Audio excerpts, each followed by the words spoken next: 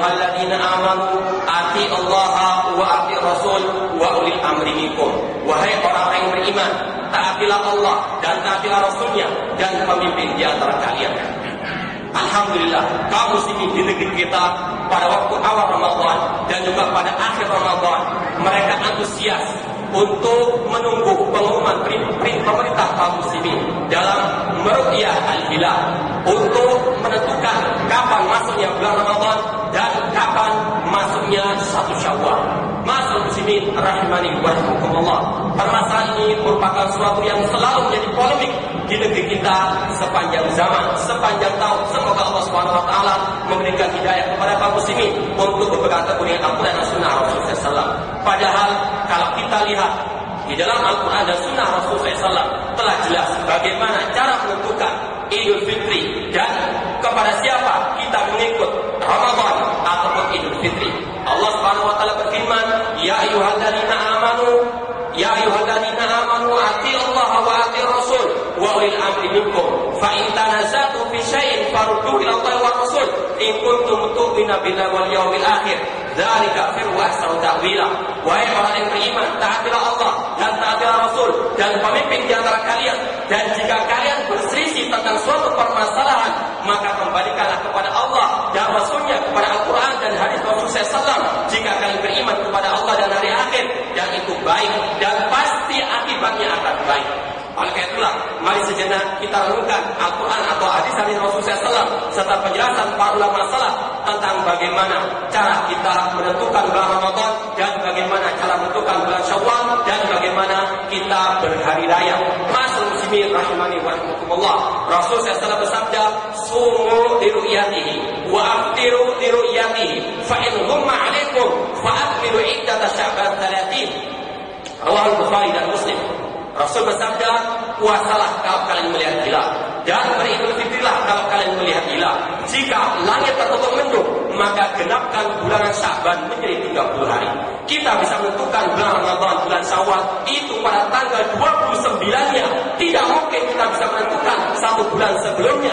Ini adalah petunjuk Rasulullah SAW. Ini adalah ajaran Rasulullah SAW. Kalau kita masih beriman kepada Rasulullah SAW. Rasulullah SAW hanya bisa memberikan kepada kita penjelasan bahwasanya bulan Ramadan ataupun Syawal hanya bisa ditentukan dengan 2 hal. Yang pertama, ru'yat hilal pada tanggal 29. Kalau tidak terlihat, maka digenapkan bilangan menjadi 30 hari. Bukan dengan cara hisab. Islam tidak mengajarkan penentuan Syawal atau penentuan Ramadan dengan hisab. Bahkan Syekhul Islam Ibnu Taimiyah rahimahullah mengatakan, "Wa la raiba annahu sabata bi sunnati sahihah wa ittifaqis sahabah annahu la yajuzu al-i'timad ala hisabil wujub." Tidak diragukan lagi bahwasanya telah sahih dari sunnah Rasulullah SAW dan juga kesepakatan para sahabat tidak dibolehkan menentukan Ramadan atau Idul Fitri dengan hisabul wujub atau dengan ilmu perbintangan.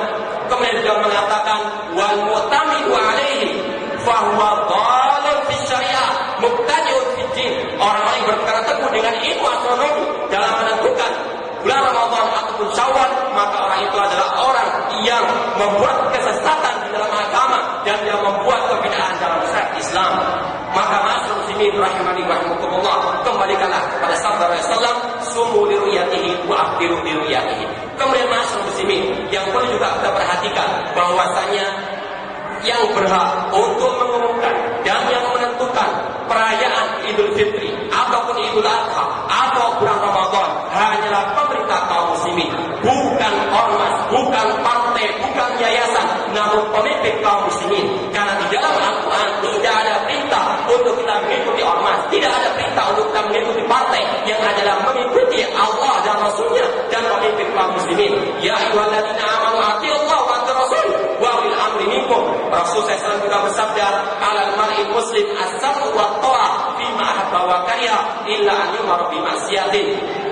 Wajib bagi seorang muslim untuk mendengar dan taat kepada pemimpin kaum muslimin di dalam hal yang baik, di dalam hal yang dia cintai atau yang tidak dia sukai, kecuali kalau dia diperintahkan untuk berbuat maksiat.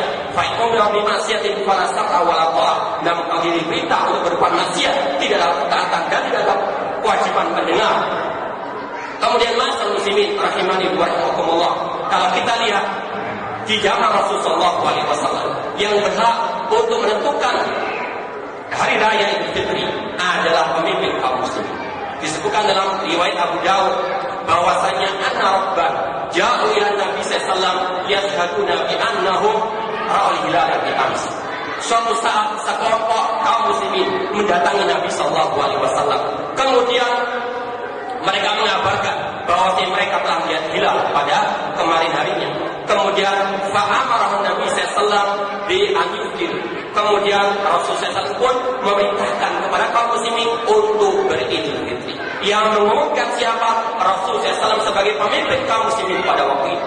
Demikian pula Ibnu Umar pernah mengatakan bahwa an-nasu al-hilal, manusia pernah mengatakan kami melihat hilal.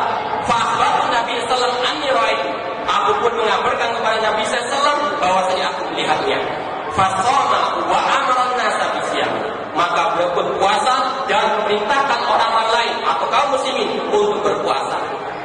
Hak untuk mengumumkan, hak untuk menentukan hari raya ataupun puasa Ramadan hanyalah di tangan pemerintah kaum muslimin. Ini sekali lagi adalah petunjuk Allah dan Rasulnya. Ini adalah sunnahnya Rasulullah SAW. Man raghiba an sunnati falaysa minni. Rasul mengatakan barang siapa tidak suka dengan sunnahku maka dia bukan dari golonganku.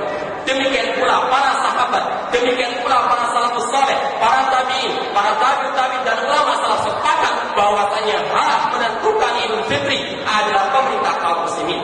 Seorang ulama salaf yang bernama Sufyan Ats-Tsauri yang meninggal tahun 162 Hijriah, beliau mengatakan kepada muridnya yang bernama Syu'aib, "Ya Syu'aib, la yanfa'uka ma katabta hatta al-salah khalfa kulli barin wa fajir." Wahai Syu'aib, tidak ada manfaatnya apa yang kau tulis sampai engkau berpendapat wajibnya salat di belakang pemimpin yang baik ataupun yang jelek. Kemudian seorang murid tersebut bertanya, as-salata kullaha, apakah setiap salat harus di belakang pemimpin kaum muslimin, harus bersama dengan pemimpin kaum muslimin? Apa kata Sufyan Ats-Tsauri rahimahullah taala? Beliau mengatakan, bal salatul jum'ati wal idain, bahkan salat Jumat dan salat Idul Fitri dan Idul Adha wajib di belakang pemimpin kaum muslimin. Demikian pula yang dikatakan oleh seorang ulama salaf terdahulu yang bernama Harb bin Ismail Al-Karmani yang meninggal tahun 280 Hijriah. Beliau mengatakan al-jum'atu wal idani wal hajju ma'sultani wa illam yakunu baratan atqiya. Wajib bagi kaum muslimin melaksanakan salat Jumat dan salat Idul Fitri dan Idul Adha bersamaan waktunya dengan pemimpin kaum muslimin, meskipun pemimpin tersebut bukan dari orang-orang yang baik, meskipun pemimpin tersebut orang yang korupsi dan sebagainya, wajib bersama dengan mereka melaksanakan salat Idul Fitri atau Idul Adha. Demikian pula yang disampaikan oleh ulama salaf yang lainnya yang bernama Al-Imam Ibn Abi Zamanain yang meninggal tahun 399 Hijriah. Beliau mengatakan, wa min qauli ahli sunnah, termasuk pendapatnya, termasuk akidahnya ahli sunnah wal jamaah, anna salatal jum'ati wal idaini wa arafah ma'a kulli amirin barin aw fajir minas sunnati wal haq. Kata beliau bahwasanya termasuk akidah ahli sunnah wal jamaah adalah melaksanakan sholat Jumat, sholat Idul Adha, sholat Idul Fitri dan sholat di Arafah bersama pemimpin kaum muslimin yang baik ataupun yang jelek, dan itu termasuk sunnah Rasulullah SAW dan itu termasuk suatu yang hak. Bahkan Al-Imam Ibn Abi Zamain atau Al-Imam Harb bin Ismail Al-Karmani mengatakan, wa man khalafa hadhihi al-madahib, barang siapa yang menyelisih akidah Ahlussunnah wal Jamaah ini, fahuwa mukhalifun mubtadi'un, maka itu adalah orang yang menyimpang, dia adalah ahli bid'ah, kharijun ahli jamaah, dia keluar dari jamaah kaum muslimin. Kemudian wa huwa zaidun an manhaj sunnati wa sabil haq, dan orang itu telah menyimpang dari sunnah Rasulullah SAW dan jauh daripada jalan kebenaran. Oleh karena itulah ma'asyiral muslimin rahimani wa rahimakumullah, kembalilah kepada ajaran Allah dan kepada ajaran Rasulullah SAW. Kemudian setelah penjelasan hal seperti ini dari Al-Quran maupun sunnah Rasulullah SAW dan ucapan sahabat, maka tidak selayaknya untuk kita mengatakan bahwasanya ikhtilaf ummati rahmah. Jangan mengatakan perselisihan umatku adalah rahmat. Yang pertama, karena dalil hadis tersebut, karena hadis tersebut dikatakan oleh para ulama hadis yang la asalahu, tidak ada asalnya. Kemudian sebagaimana kata Ibnu Hazm rahimahullah taala, kalau perpecahan itu rahmat, maka apakah Kemudian juga jelas-jelas ucapan yang mengatakan perselisihan itu adalah rahmat, menyelisih Al-Quran dan Sunnah Rasulullah SAW. Al-Quran memerintahkan kita untuk bersatu di atas agama Allah, bersatu di atas Sunnah Rasulullah SAW. Wa tasimu bihablil jami'an wa la tafarraqu. Bergabunglah dengan tali Allah dan jangan kalian berpecah belah. Wa la takunu minal musyrikin, minal ladzina farraqu dinahum wa kanu syi'a kullu hizbin bima ladayhim farihun. Allah berfirman, dan jangan kalian mengikuti jejaknya orang-orang musyrikin yang mereka memecah belah agama dan mereka bergolong-golongan, setiap golongan bangga dengan golongannya. Allah juga berfirman, wala takunu kalladzina tafarraqu wa ikhtalafu min ba'di ma ja'ahumul bayyinat ulaika lahum 'adzabun 'adzim. Dan janganlah kalian menjadi orang yang berselisih dan berpecah belah setelah jelas bagi kalian keterangan, dan mereka adalah orang-orang yang diazab oleh Allah Subhanahu wa taala. Oleh karena itulah mereka-mereka yang menyimpang dari ajaran Allah, yang menyimpang dari ajaran Rasulullah SAW, yang menyelisih pemimpin kaum muslimin, maka berhati-hatilah dari firman Allah Subhanahu wa taala, falyahdharil ladzina yukhalifuna an amrihim an tusibahum fitnatun aw yusibahum adzabun alim.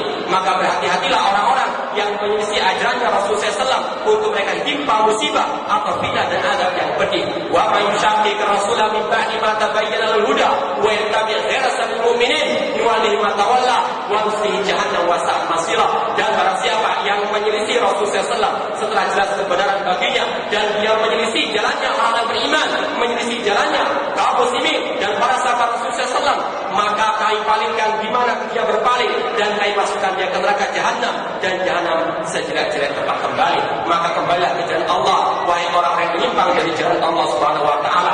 Arju'il haqqi syaraf, kembali kepada kebenaran ada suatu kemuliaan. Arju'il haqqi khairun min tamadi fil batil, kembali kepada kebenaran lebih baik daripada terus-menerus yang kebatilan. Masuk muslimin, inilah sebagian dari pelajaran-pelajaran berharga yang bisa kita petik di bulan Ramadan ini, atau di bulan Ramadan yang telah kita lalui ini. Semoga Allah Subhanahu wa taala memberikan kepada kita keistiqomahan untuk kita bisa beribadah kepada Allah sampai akhir hayatnya nanti. Wa'bud rabbaka hatta ya'tiyakal yaqin, beribadah kepada Allah sampai datangnya keyakinan. Dan semoga Allah Subhanahu wa taala memberikan hidayah taufik kepada kaum muslimin untuk kembali kepada Al-Quran dan Sunnah Rasulullah SAW, untuk kembali kepada ajaran para sahabat Rasulullah SAW. Dan semoga Allah Subhanahu wa taala menghidupkan kita di atas Islam dan Sunnah, dan semoga Allah mewafatkan kita, mematikan kita di atas kalimat tauhid la ilaha illallah. Kurang lebihnya saya mohon maaf. Akhir da'wana alhamdulillahirabbil alamin. Wassalamualaikum warahmatullahi wabarakatuh.